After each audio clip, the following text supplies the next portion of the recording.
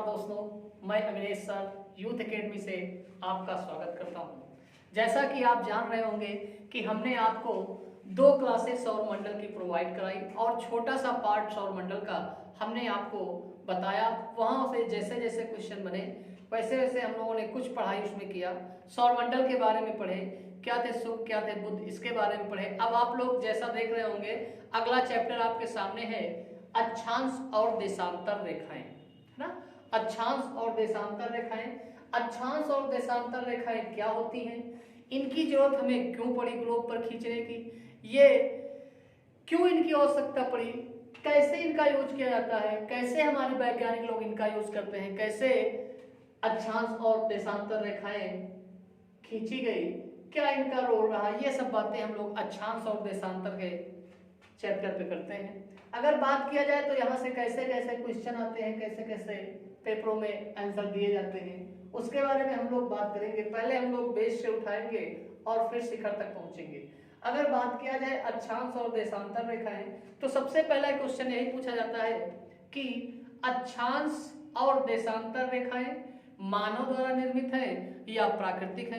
तो आंसर निकल के आता है कि ये हम अपनी सुविधा के अनुसार इनको बनाए हैं, इसलिए जो अक्षांश और देशांतर रेखाएं होती हैं वो कैसी हैं, काल्पनिक होती हैं। इससे पहले थोड़ी सी हम बात कर लेते हैं पृथ्वी के बारे में। अगर पृथ्वी के बारे में बात करते हैं थोड़ा सा यहाँ से और 2 एक क्वेश्चन आ जाते हैं। कभी कभी आपसे पूछता है कि विषुवतीय व्यास का मान कितना होता है, ध्रुवीय व्यास का मान कितना होता है, कहाँ पे ध्रुवीय व्यास होता है, कहाँ पे विषुवतरेखीय व्यास होता है या विषुवतीय व्यास होता है। तो कुछ हम लोग बात करते हैं। आप देख रहे होंगे कि अगर भूगोल की क्लास है और व्हाइट बोर्ड पर अगर कोई गोला बना है तो इसका मतलब आप समझ जाइए कि या तो हम लोग पृथ्वी के बारे में पढ़ रहे हैं या फिर किसी और ग्रह के बारे में।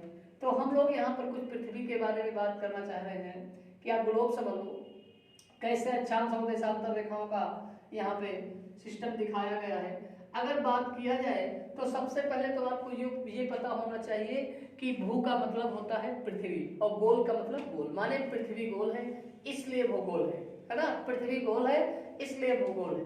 अब हम लोग बात करते हैं, अगर बात कर लिया जाए तो पहला पॉइंट क्या आता है कि पृथ्वी पर विषुवतीय व्यास का मान कितना होता है। तो विषुवतीय व्यास माने एक सबसे बड़ी अक्षांश रेखा होती है जो 0 डिग्री अक्षांश रेखा होती है। ये हमारे पृथ्वी को उत्तरी गोलार्ध और दक्षिणी गोलार्ध में बांट देती है। अगर बात किया जाए तो ये हमारा होता है उत्तरी गोलार्ध, ये हमारा है उत्तरी गोलार्ध और ये हमारा है दक्षिणी गोलार्ध, दक्षिणी गोलार्ध। अगर बात किया जाए कि हमारे पृथ्वी का विषुवतीय व्यास जो है उसका मान कितना है, तो जो विषुवतीय व्यास है इसका मान है विषुवतीय व्यास, इसका मान 12,756 किलोमीटर होता है। अगर बात किया जाए कि विषुवतीय व्यास का मान कितना होता है तो विषुवतीय व्यास का मान 12,756 किलोमीटर होता है। एक बात और आपको बता दें कि ये हमारे पृथ्वी की सबसे बड़ी अक्षांश रेखा होती है। अगर हमसे पूछा जाए कि सबसे बड़ी अक्षांश रेखा कौन सी है तो हम बताएंगे कि 0 डिग्री अक्षांश रेखा जो है, जो हमारे पृथ्वी को बीचों बीच से माने उत्तरी गोलार्ध और दक्षिणी गोलार्ध में बांटने का कार्य करती है, वही सबसे बड़ी रेखा है, माने अक्षांश रेखा है 0 डिग्री। उसके बाद विषुवतीय व्यास का मान 12,756 का कहने का तात्पर्य है कि अगर हम लोग पृथ्वी की पूर्वी सिरे से और पश्चिमी सिरे तक जाना चाहें या एक कोई कितनी लंबी क्षण होनी चाहिए जो हमारे पूर्व से पश्चिम तक पृथ्वी तक पहुंच जाए, तो 12,756 किलोमीटर की अगर क्षण है तो वो हमारे पृथ्वी के पूर्वी भाग से पश्चिमी भाग तक पहुंच जाएगी।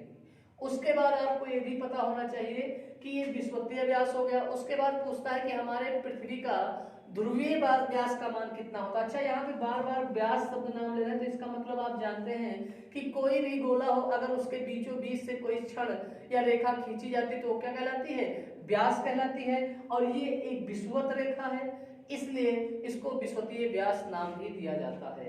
अगर बात किया जाए कि ध्रुवीय व्यास का मान कितना होता है, ध्रुवीय व्यास का, अब आप यहाँ पे देख रहे हैं कि हमारी पृथ्वी जो है वो 4 भागों में बट गई है। 4 भागों में बंट गई। इसको हम लोग कहते हैं नॉर्थ पोल और इसको कहा जाता है साउथ पोल।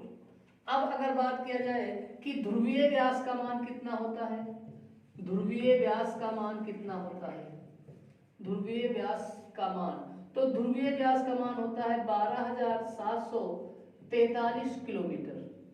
कुछ बुकों में आपको 42 किलोमीटर भी मिलेगा, तो इतना चलता है।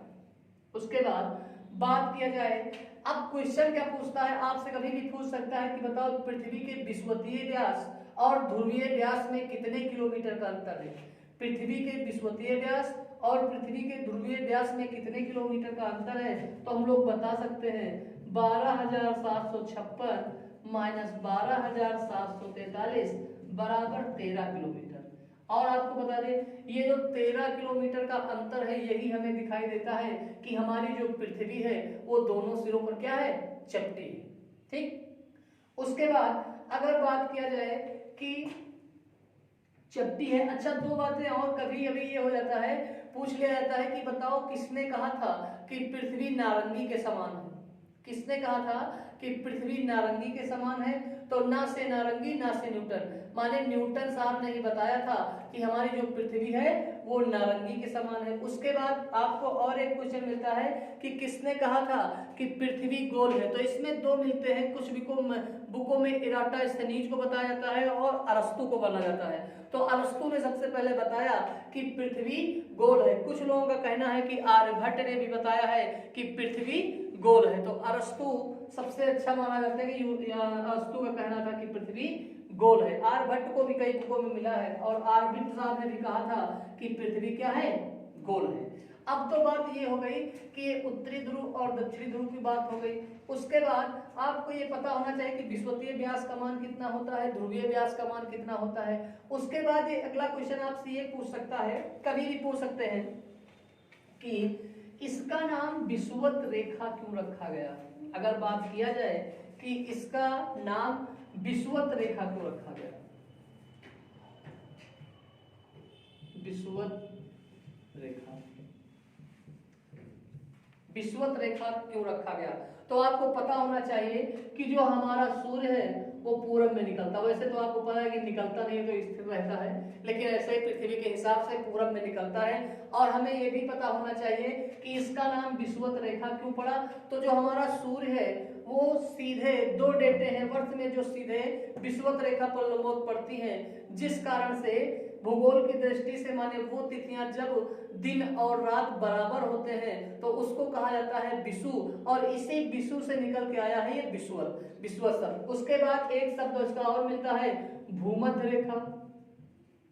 भूमध्य रेखा, भूमध्य रेखा का मतलब भू माने होता है पृथ्वी और मध्य माने बीचों बीच, माने हमारे पृथ्वी से जो बीचों बीच से रेखा गुजरती है उसे क्या कहा जाता है, भूमध्य रेखा कहा जाता है। उसके बाद आपसे बहुत क्वेश्चन पूछता है कि बताओ विषुवतीय व्यास का मान ये हो गया, ध्रुवीय व्यास का मान ये हो गया।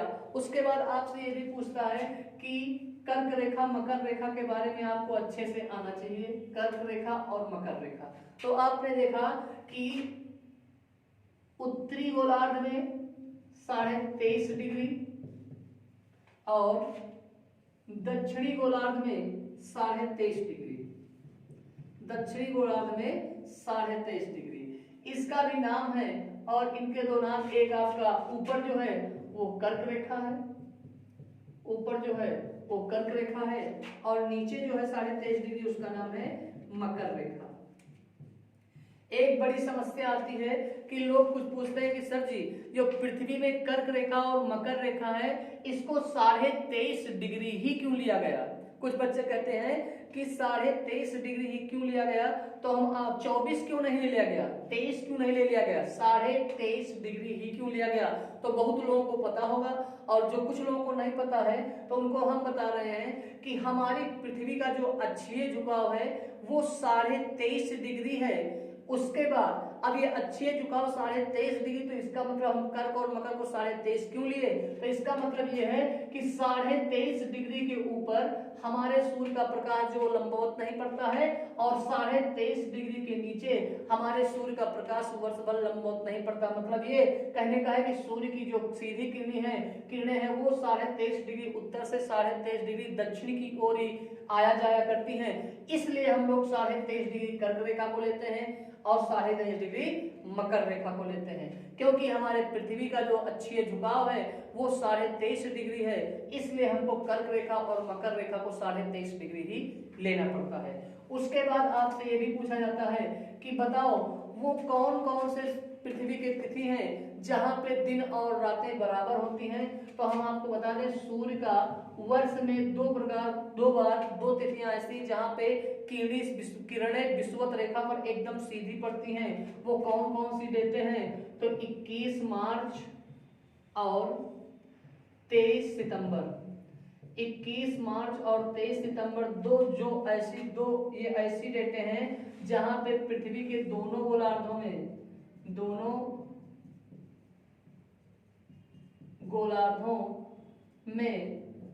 दिन और रात बराबर होते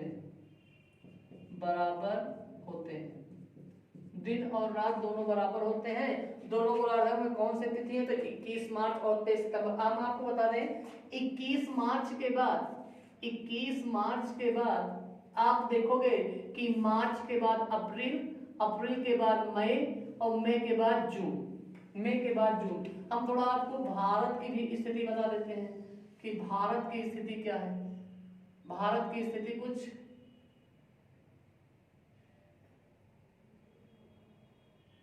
इस तरीके से है, और आपको ये भी पता होना चाहिए, ये पूछा जाता है कि बताओ भारत के बीचों बीच से कौन सी रेखा गुजरती है। आपसे पूछा जाता है कि भारत के बीचों बीच से कौन सी रेखा गुजरती है, तो वो रेखा है कर्क रेखा। भारत के कितने राज्यों से होकर जाती है? तो भारत के 8 राज्यों से होकर जाती है। उनके नाम भी आपको पता होने चाहिए, गुजरात, राजस्थान, मध्य प्रदेश, छत्तीसगढ़, झारखंड, पश्चिम बंगाल, त्रिपुरा और मिजोरम। ठीक है, ये आपके 8 राज्य हैं जहां से कर्क रेखा गुजरती है। हम आपको बताएं कि 21 मार्च पे ये सूर्य का जो प्रकाश है विषुवत रेखा पर एकदम सीधा पड़ रहा है। माने कहने का ये है कि 21 मार्च को उत्तरी गोलार्ध और दक्षिणी गोलार्ध दोनों के जो दिन और रात है वो 12 घंटे के होते हैं। मार्च के बाद फिर सूर्य का सीधा प्रकाश है वो उत्तरायण होने लगता है, माने सूर्य की जो किरणें वो उत्तरायण होने लगती हैं। और मार्च के बाद अप्रैल के बाद मई और मई के बाद जून। और जून में कौन सी तिथि है? 21 जून। 21 जून को उत्तरी गोलार्ध में सबसे बड़ा दिन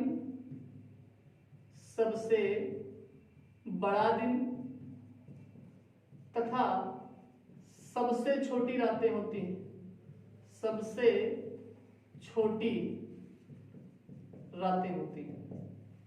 21 जून उत्तरी गोलार्ध में सबसे बड़ा दिन तथा सबसे छोटी रातें होती हैं। हम आपको और बता दें, आपको ये भी पता होना चाहिए कि योग दिवस हम कब मनाते हैं। तो योग दिवस हम लोग 21 जून को मनाते हैं। तो इसका कारण यही है कि 21 जून को भारत माने उत्तरी गोलार्ध। अब आपसे ये भी पूछता कि भारत देश जो है वो किस गोलार्ध में स्थित है, तो आप बताओगे उत्तरी गोलार्ध में स्थित है। उसके बाद उत्तरी गोलार्ध में स्थित होने की वजह से सूर्य उत्तरायण होता है और इस तरीके से उत्तरी गोलार्ध का जो दिन है वो बड़ा होने लगता है। तो हमारा भारत देश भी उत्तरी गोलार्ध में, इसलिए हमारे भारत देश का भी दिन जो है बड़ा है। इसीलिए पूछा जाता है कि भारत देश का सबसे बड़ा दिन किस तिथि को होता है। तो सबसे बड़ा दिन 21 जून को होता है। यही कारण है कि हमारी भारत सरकार ने 21 जून को योगा दिवस मनाया, क्योंकि योग अधिक से अधिक लोग कर सके, इसलिए लंबे समय तक दिन रहे और लंबे समय तक लोग योग कर सकें, इसीलिए योग दिवस मनाया जाता है 21 जून को। उसके बाद पेपर में पूछता है कि उत्तरी गोलार्ध का सबसे बड़ा दिन, तो आप कहते हो 21 जून। उसके बाद आपसे पूछता है उत्तरी गोलार्ध की सबसे छोटी रात, तो आप बताते हो 21 जून, क्योंकि जब रात छोटी होगी तो दिन बड़ा तो रात छोटी, है ना। उसके बाद आपको बता दें 21 जून के बाद फिर ये सूर्य का प्रकाश कर्क रेखा के ऊपर नहीं जाता भैया, ये फिर दक्षिणायन की ओर मुड़ता है और जून के बाद जुलाई, जुलाई के बाद अगस्त, अगस्त के बाद सितंबर, ठीक है। और कौन सितंबर? 23 सितंबर को, 23 सितंबर को फिर एक तिथि आती है जहां पे सूर्य का सीधा प्रकाश विषुवत रेखा पर पड़ता है और फिर दोनों गोलार्धों में दिन और रात की जो अवधि है वो 12-12 घंटे की हो जाती है। उसके बाद आप देखोगे अब ये 21 सितंबर, 22-23 सितंबर और सितंबर के बाद अक्टूबर, अक्टूबर के बाद नवंबर और नवंबर के बाद दिसंबर, और दिसंबर में कौन सी? 22 दिसंबर को, 22 दिसंबर को जो सूर्य है वो सूर्य की सीधी किरणें कहां पड़ रही हैं? मकर रेखा पर पड़ रही हैं और मकर रेखा पर 22 दिसंबर माने दक्षिणी गोलार्ध में 22 दिसंबर को दक्षिणी गोलार्ध में, दक्षिणी गोलार्ध में सबसे बड़ा दिन, सबसे बड़ा दिन तथा सबसे छोटी, तथा सबसे छोटी रातें होती हैं, सबसे छोटी रातें होती हैं, ठीक है। अब आपसे पूछे कि दक्षिणी गोलार्ध में सबसे बड़ा दिन कब होता है, तो दक्षिणी गोलार्ध में सबसे बड़ा दिन जो होता है वो 22 दिसंबर को होता है। आपको पता हो गया होगा कैसे ये चलता है सब प्रोसेस। उसके बाद आपसे पूछे कि सबसे छोटी रात दक्षिणी गोलार्ध में कब होती है, तो आप बताओगे सबसे छोटी रातें जो होती हैं वो 22 दिसंबर को। एक बात और आपको पता होना चाहिए कि जब उत्तरी गोलार्ध में, दक्षिणी गोलार्ध में सबसे बड़ा दिन होता है तो अपने यहाँ सबसे बड़ी रातें होती हैं। इसीलिए आपने देखा होगा कि उत्तरी गोलार्ध में सबसे बड़ी रात कब होगी, तो 22 दिसंबर को उत्तरी गोलार्ध में 22 दिसंबर को सबसे बड़ी रात तथा सबसे छोटी तथा सबसे छोटे दिन होते हैं, सबसे छोटे दिन होते हैं।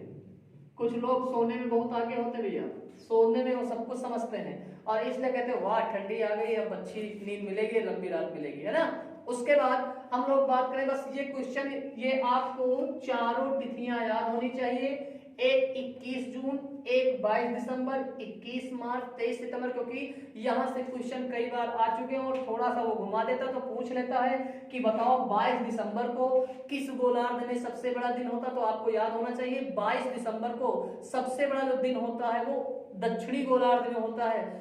उसके बाद आपसे पूछ ले कि बताओ सबसे बड़ी रात उत्तरी गोलार्ध में कब होती है, तो जब दक्षिणी गोलार्ध में सबसे बड़ा दिन होता है, जब दक्षिणी गोलार्ध में सबसे बड़ा दिन होता है तो अपने यहाँ क्या होता है, सबसे बड़ी रात होती है। उसके बाद पूछ लिया जाए कि बताओ दक्षिणी गोलार्ध में सबसे बड़ी रात कब होगी, तो दक्षिणी गोलार्ध में सबसे बड़ी रात 21 जून को होगी। दक्षिणी गोलार्ध में सबसे बड़ी रात 21 जून को होगी, सबसे बड़ी रात, सबसे बड़ी रात 21 जून को। अब ये सबसे बड़ी जब रात है तो यहाँ सबसे छोटा दिन भी हो जाएगा। जब ये अपने यहाँ सबसे बड़ा दिन तो यहाँ पे सबसे छोटा दिन। इतना आपको याद है, बस उल्टा होता है, यहाँ पे दिन बड़ा, यहाँ पे दिन बड़ा, तो सब यहाँ पे दिन बड़ा होता है, दिन बड़ा तो रातें छोटी। उसके बाद अब हम आपको बता दें कि आपको 4 रेखाएं बहुत ज्यादा ग्लोब पर आपको ध्यान देना है। 4 में भी आप 5 रेखाओं पे ध्यान देना है। 5 में 2 का केवल ये पूछा जाता है कि इसको कौन सा व्रत बोलते हैं और इसको कौन सा व्रत बोलते हैं। अब ये आपकी कर्क रेखा हो गई, ये आपकी मकर रेखा हो गई। अब थोड़ी सी बात हम लोग कर लेते हैं 66.5 डिग्री पे। आप देखोगे कि ग्लोब में आपको 5 रेखाएं मेन दिखाई जाती हैं। 5 रेखाएं जो अक्षांश रेखाएं होती हैं उसको मेन दिखाया जाता है 5, है ना। 5 रेखाओं को हम लोग देख चुके हैं, 3 को तो देख चुके हैं। बीच में जो भूमध्य रेखा है उसको विषुवत रेखा बोलते हैं और ये भी पता हो गया होगा कि क्यों बोलते हैं। 5 रेखाएं हैं, 5 में 3 को हम लोग हल्का हल्का उस पर मेंशन किए हैं। अब बात कर लेते हैं 66.5 डिग्री की।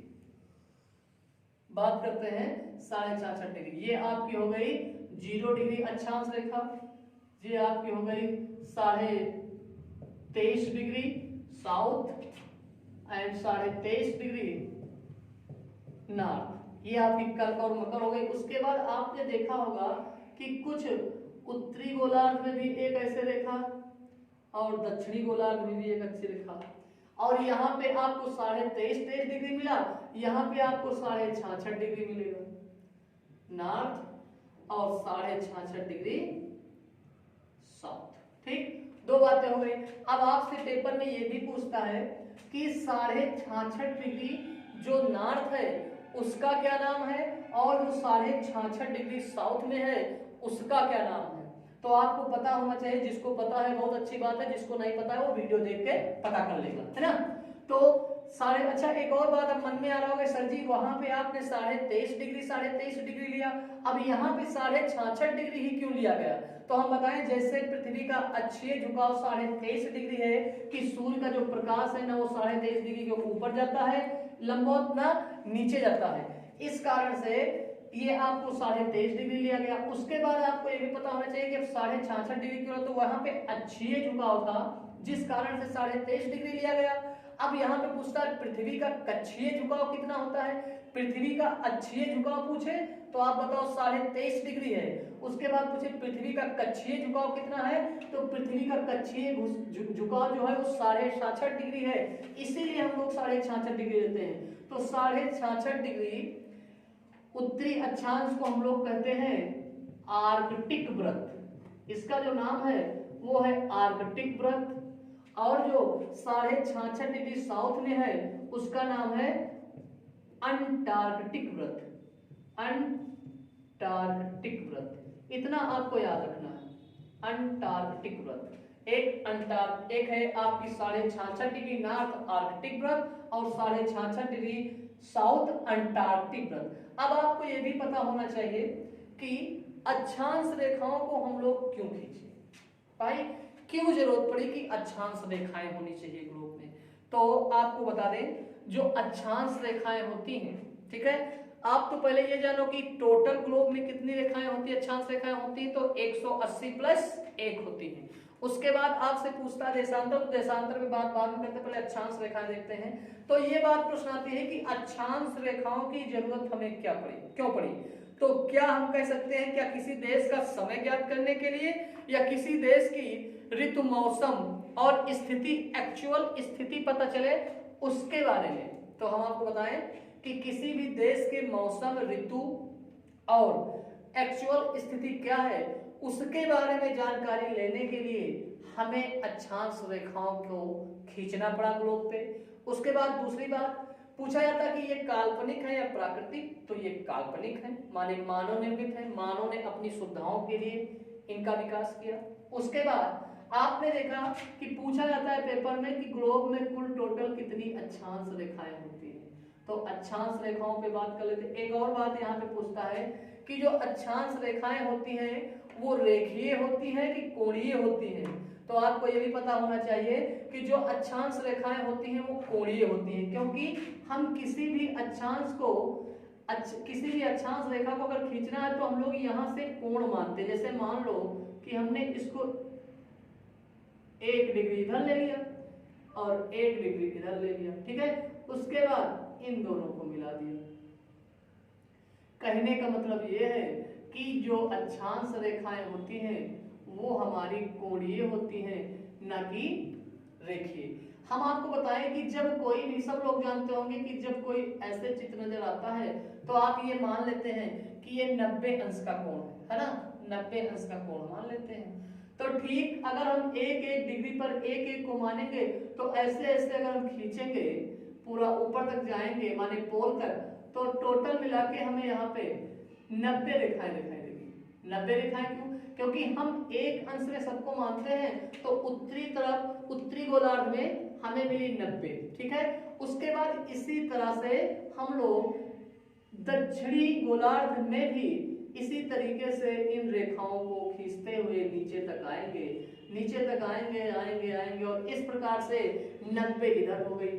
तो अक्षांश रेखाएं, टोटल अक्षांश रेखाओं की संख्या, अक्षांश रेखाएं हमारे ग्लोब पर, तो 90 ऊपर 90 नीचे, और जो एक बीच में बसती है 0 डिग्री अक्षांश रेखा, इसको भी हम लोग काउंट कर लेते हैं तो कुल मिला के 180 प्लस 1। अगर आपसे कोई पूछे कि टोटल अक्षांश रेखाओं की संख्या कितनी है तो हम बताएंगे 180 प्लस 1, माने 180 प्लस 1 अक्षांश रेखाओं की टोटल संख्या 180 प्लस 1, ना कि 181। ठीक है।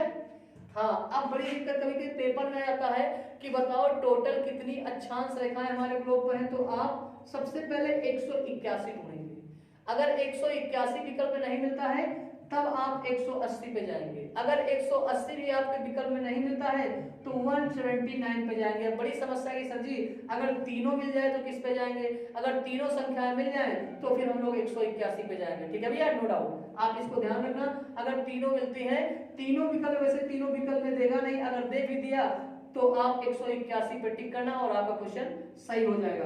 अब 179 की कुछ लोग बात करते हैं, कुछ लोग 180 कहते हैं। तो कहने का मतलब यह है कि कुछ विद्वान कहते हैं कि हम इसको नहीं मानते हैं, ठीक है, और कुछ लोगों का कहना है कि हम इसको नहीं मानते, क्योंकि जब हम नीचे तक आएंगे तो ये एक पॉइंट के रूप में बचेगा, पॉइंट के रूप में बचेगा। कुछ लोग कहते हैं हम इसको पॉइंट के रूप में मानते हैं, बिंदु के रूप में नहीं मानते हैं। फिर कुछ लोग इसको 179 मानते हैं। टोटल आप से पूछे तो 181। तो ये थोड़ा हमारा संक्षिप्त परिचय था अक्षांश रेखाओं का, और उसके बाद हम अगली क्लास में आपके लिए लेकर आएंगे कि हमारी अक्षांश रेखाएं क्या क्या निरूपित करती हैं पृथ्वी पे और क्या क्या दर्शाती हैं। इसके बारे में हम लोग अगली क्लास में बताएंगे। तब तक आप हमारे साथ बने रहिए और आप लाइक और शेयर करना बिल्कुल ना भूलिएगा। थैंक्स।